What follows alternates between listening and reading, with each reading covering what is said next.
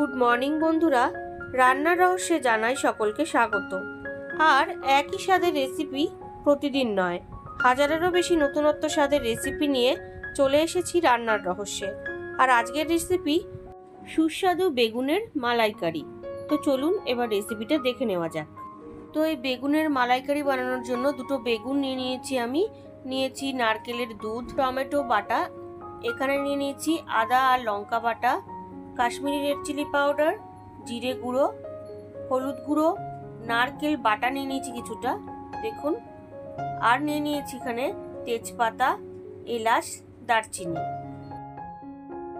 তো প্রথমেই আমি বেগুনটাকে ভালো করে পরিষ্কার করে ধুয়ে নিয়েছি। এইবার রিং রিং করে আমি কেটে নিচ্ছি। আমি এখানে দুটো বেগুন নিয়েছি, কিন্তু দুটো বেগুন যদি আমার লাগে তবেই আমি নেব, নাহলে একটা বেগুনে যদি হয়ে যায় তো একটা বেগুনই আমি রাখবো। সেটা আপনারা আপনাদের পরিমাণ অনুযায়ী করবেন। তো দেখুন আমি বেগুনগুলো কিন্তু রিং রিং করে একটু মোটা করে কেটে নিয়েছি। এইবার বেগুনগুলোর মধ্যে আমি দিয়ে দিচ্ছি পরিমাণ অনুযায়ী একটু চিনি, দিয়ে দিচ্ছি সামান্য পরিমাণে হলুদ, আর দিয়ে দেব পরিমাণ অনুযায়ী লবণ। এবার সমস্ত কিছু খুব ভালো করে বেগুনের মধ্যে আমি মাখিয়ে নেব।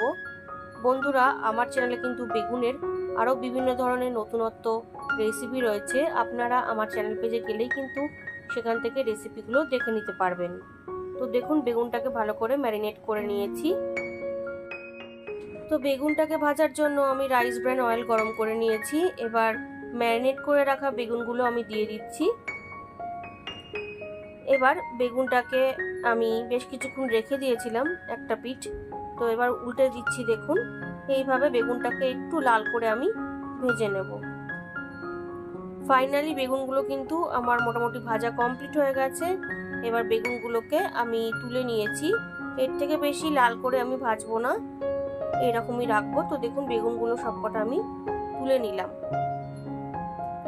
এইবার ওই তেলের মধ্যে একটা তেজপাতা, হাফ টিস্পুন জিরে, এলাচ, দারচিনি দিয়ে দিয়েছি, দিয়ে একটু নেড়ে নিলাম। এইবার দিয়ে দিচ্ছি 1 টেবিল স্পুন আদা আর 3টে মতন কাঁচা লঙ্কা বাটা দিয়ে এবার আদা আর লঙ্কা বাটাটাকে একটুখানি আমি ফ্রাই করে নিচ্ছি।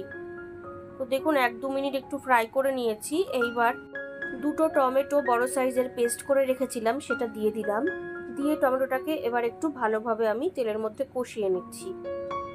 তো দেখুন ভালোভাবে আমি ওই 3-4 মিনিট টমেটোটাকে কষিয়ে নিয়েছি, কোনো কাঁচা গন্ধ কিন্তু টমেটোটা থেকে আর বেরোচ্ছে না। এবার দিয়ে দিচ্ছি জাস্ট কালারের জন্য Kashmiri red chilli powder half teaspoon হলুদ গুঁড়ো, হাফ টিস্পুন দিয়ে দিচ্ছি জিরে গুঁড়ো, আর দিয়ে দিব পরিমাণ অনুযায়ী লবণ। এবার সমস্ত মশলা অয়েল রিলিজ না হওয়া পর্যন্ত আমি ভালোভাবে কষিয়ে নিচ্ছি। আমি প্রায় 3-4 মিনিট কষিয়ে নিয়েছি।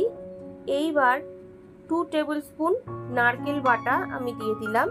নারকেল বাটাটা দেওয়ার পাশাপাশি ওই নারকেলের বাটিতেই একটুখানি জল আমি দিয়ে দিলাম, যাতে নারকেল বাটাটা না ধরে যায় তার জন্য।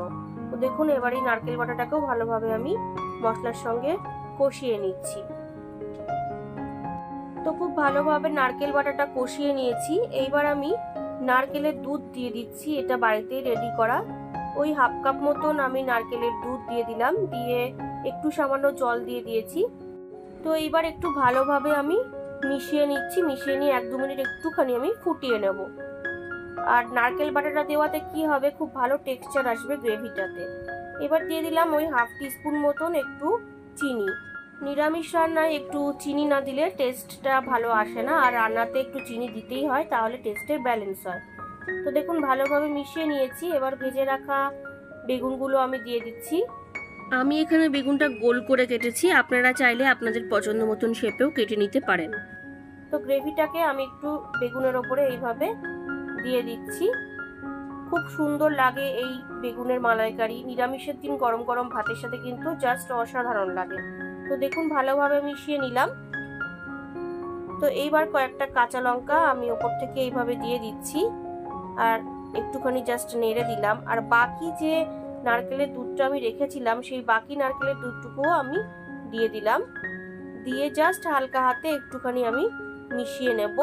মিশিয়ে নিয়ে 5 মিনিটের জন্য আমি চাপা দিয়ে দিচ্ছি। 5 মিনিট হয়ে গেছে ফাইনালি। এবার আমি চেক করে নিচ্ছি। আপনারা দেখুন বেগুনের মালাইকারি কিন্তু আমার অলমোস্ট ডান। জাস্ট আমি একটুখানি এবার ওপর থেকে দিয়ে দিলাম ওই হাফ টিস্পুন মতন ভাজা মশলা। এটা হোমমেড ভাজা মশলা, এর লিঙ্ক আমি ডেসক্রিপশন বক্সে দিয়ে দেবো, আপনারা সেখান থেকে পেয়ে যাবেন। তো ভাজা মশলাটা দিয়ে আমি হালকা হাতে একটু উল্টে দিচ্ছি। তো বন্ধুরা রেসিপি কিন্তু আমার অলমোস্ট ডান। এইভাবে আমি আর 1-2 মিনিট রাখবো। তো দেখুন বন্ধুরা রেসিপি আমার রেডি হয়ে গেছে। আজকের এই বেগুনের মালাইকারি আপনাদের কেমন লাগলো আমাকে কিন্তু অবশ্যই কমেন্টের দ্বারা জানাবেন। আমি কিন্তু আপনাদের কমেন্টের আশায় থাকবো। তো গ্যাসটাকে এবার আমি অফ করে দিয়ে এটা গরম গরম সার্ভ করব। আজকের রেসিপি নিরামিষ বেগুনের মালাইকারি আমার রেডি। ভালো লাগলে বাড়িতে অবশ্যই ট্রাই করবেন ও টেস্টের আনন্দ নেবেন। তার পাশাপাশি লাইক শেয়ার কমেন্ট করতে ভুলবেন না।